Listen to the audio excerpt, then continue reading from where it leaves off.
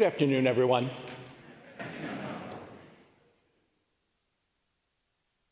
The other day after one of the morning masses, somebody asked me how many days until Christmas. And I was excited because it wasn't a kid, it was an adult who shares that same passion and love of the season as I do.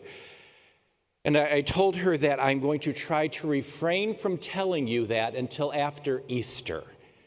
It's going to be a sacrifice I'm trying to do for my Lenten penance here. But when I thought of that and I looked at the readings, I actually was going to talk about the Grinch who stole Christmas, because these readings are really about conversion.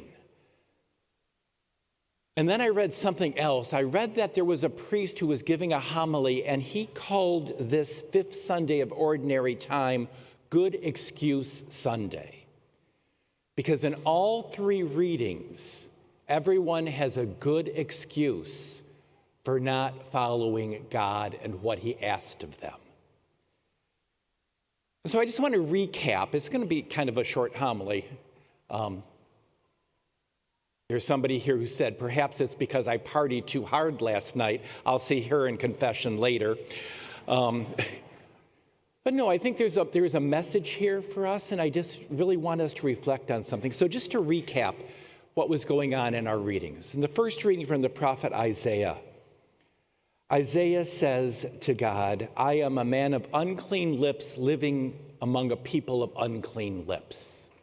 Now, he's not talking about the speech that's coming out of his mouth.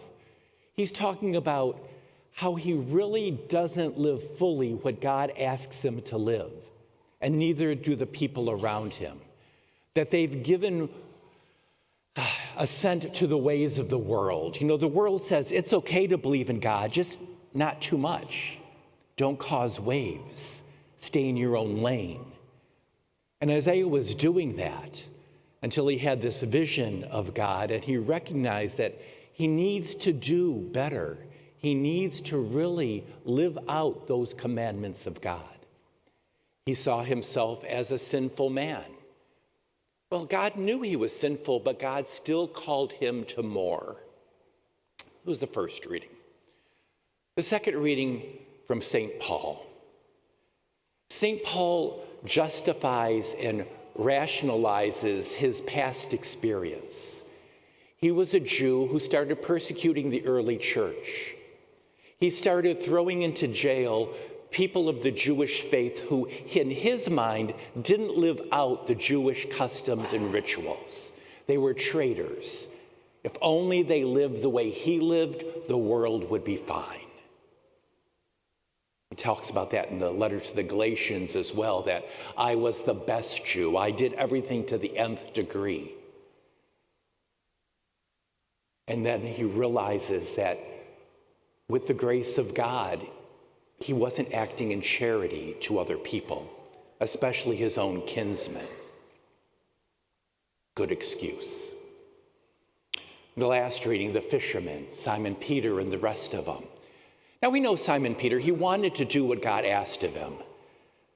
But if you listen to today's reading, he didn't do it with a full heart. Jesus says, throw your nets out and you'll catch a big load of fish. Do we have to? We've been at this all day and we haven't caught nothing. But Lord, if you insist.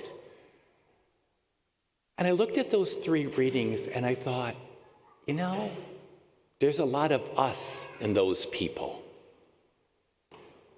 There's a lot of us in those people.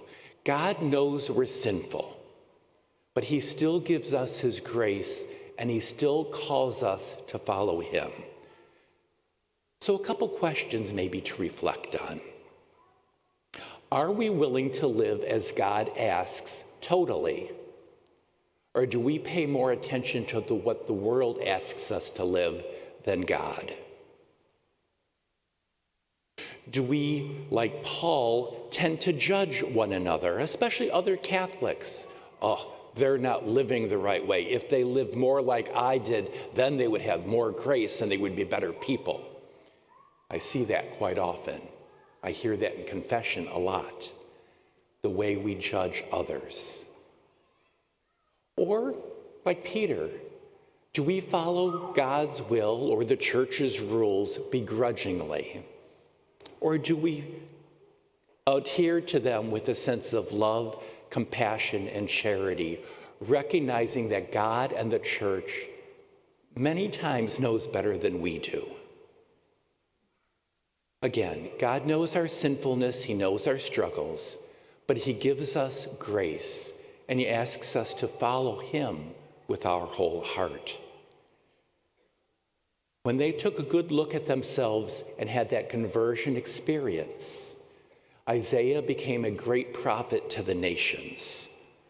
Paul became a messenger of hope to the Jewish people and the Gentiles. And Peter became the head of the disciples and was willing to die for what he believed. Imagine what He can do with you and I if we totally assent to what God asks of us.